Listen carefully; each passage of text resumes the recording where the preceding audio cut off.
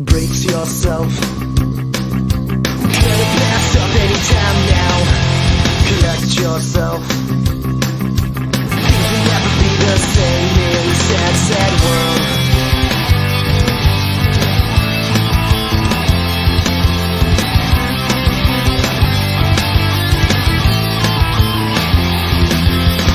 Walk around the light a bit, trying to make the pieces fit to a puzzle with a million missing pieces. When I'm feeling fine is when I discover that I'm afraid to blow my cover, and there's something very wrong with this. So slip back in your hole. All right, welcome again, everybody. Here in Module 4, we're talking about several things, but at the beginning of Module 4, you're looking at Scott Ray's 7-step moral decision-making process. Right? It's a process. I'm not saying this is the only way to make moral decisions, because you've been making moral decisions all your lives. Probably most of them good. Probably occasionally some of them bad. That just makes you human.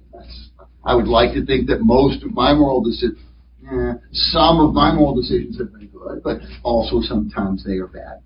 I want to talk for just a minute on what moral reasoning is and when it's appropriate. What are the kinds of scenarios in which you need to engage in moral reasoning, knowing that Scott Ray's model is one way of doing that. And this is the one part that has wide appeal. Even, Scott Ray is explicitly coming from a faith perspective, but Chapter 4 is not written for only people who share that faith perspective. That, by the way, is a question on the Module 4 quiz, so I just gave you an answer. I've actually finally been good for something. Naya, can you believe it? Wow. No. Shut up, Naya, or I'll give you some ethics. Wow. I did say that. Okay. The moral reasoning process is necessary whenever there is a moral or ethical dilemma. Not every choice we make is a moral or ethical dilemma. Even not every moral decision we make is an ethical dilemma.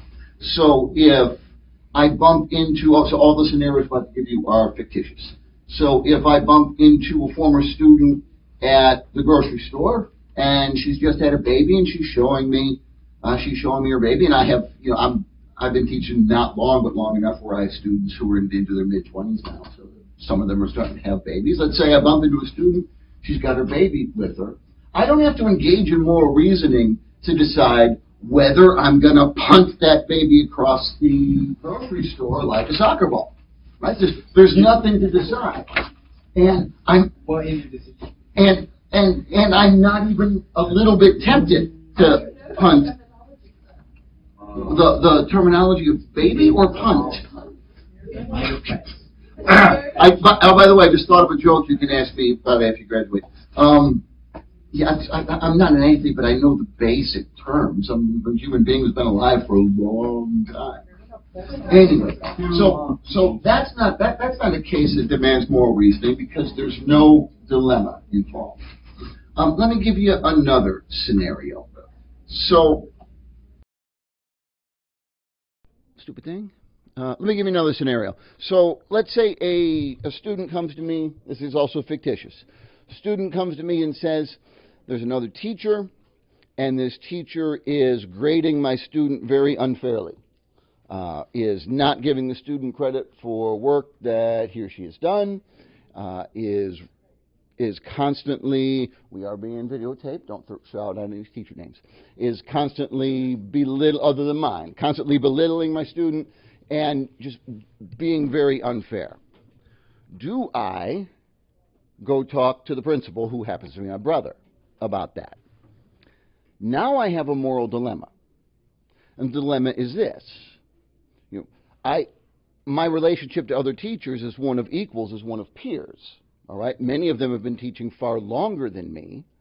And the fact that my brother is not only my boss, but their boss, means I have to be very cautious about being perceived as like the tattletale among the faculty. And I have no intention of doing that. And I need to respect other teachers and sort of their semi-sovereignty in their classrooms as much as I demand that they respect mine. And some of you have seen me make those demands when people come to my door and try to interrupt my class. And I need to give my peers that same respect.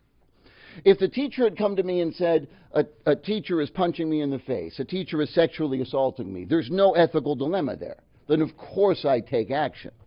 But this student has pointed to a gray area, and I have to figure out, do I disagree with another teacher's methods so strongly to believe it's a justice issue where I have to take action, sort of violate the sovereignty of another teacher's classroom, and at the same time also damage my relationship with the people that I work with by potentially developing the reputation as a tattletale? So I have some figuring out to do. You have an ethical dilemma when you have legitimate values that are in conflict. So that requires moral reasoning. Moral reasoning is sort of the light side equation. It's the Anakin Skywalker. The video's not letting me share the screen for whatever reason. But it's just a picture of Anakin Skywalker, so we'll live. There's a dark side to this, too. All right? Let me give you another scenario. The scenario is also fictional. All right? I'm not married. I never have been. You should listen to my scenario. I'm not married and never have been. But let's say I were. And at 44, I have friends who've been married for 20 years. So let's say I've been married 20 years, and then I meet there's a new lady coworker that I meet. And let's say I find this lady coworker attractive. And we have chemistry. Meanwhile, at home, we've been married 20 years. All right? We're kind of getting sick of each other. We're not enjoying our life together. Everything is boring. I've, as you punk kids these days say, caught feelings for this new teacher, and I'm wondering, do I let something happen? Is it okay for me to cheat on my wife? Now, let's grant, I think most people in here would say that cheating on your spouse is not right, that that's wrong. In this moment where I've got temptation to do that, the natural thing to do is not moral reasoning. It's moral rationalizing. And moral rationalizing is the dark side of moral reasoning. It's the Darth Vader of moral reasoning. Because there's a very strong chance I'm going to start having an inner conversation like this. You know, but yes, I took marriage vows, but, you know, aren't I still allowed to be happy? And, you know, she doesn't appreciate me at home. And you know what? If it's not like I'm leaving her, I'm still taking care of the kids. And, you know, if she doesn't find out about it, it doesn't hurt her anyway. So maybe it's okay. We tend to do that. We tend to go through a counterfeit moral reasoning process when there's something we know is wrong, but we are tempted to do anyway. That's not moral reasoning. And those scenarios are not moral dilemmas. Whatever I have in that moment, it's not a dilemma. Because the very first premise is, I already know what the right thing to do is.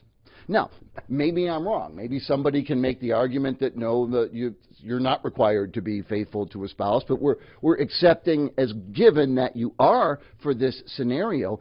And when I already believe something is wrong, but I want to do it anyway, I do not have a dilemma. I have a temptation.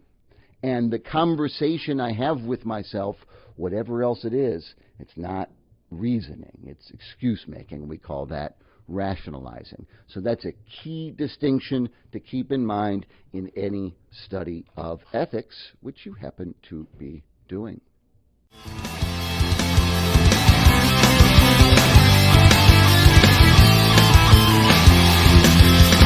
Walk around a lot a bit, trying to make the pieces fit to a puzzle with a million missing pieces. When I'm feeling fine is when I discover that I'm afraid to blow my cover, and there's something very wrong with this. So sit back in your hole, or get back in your a cave.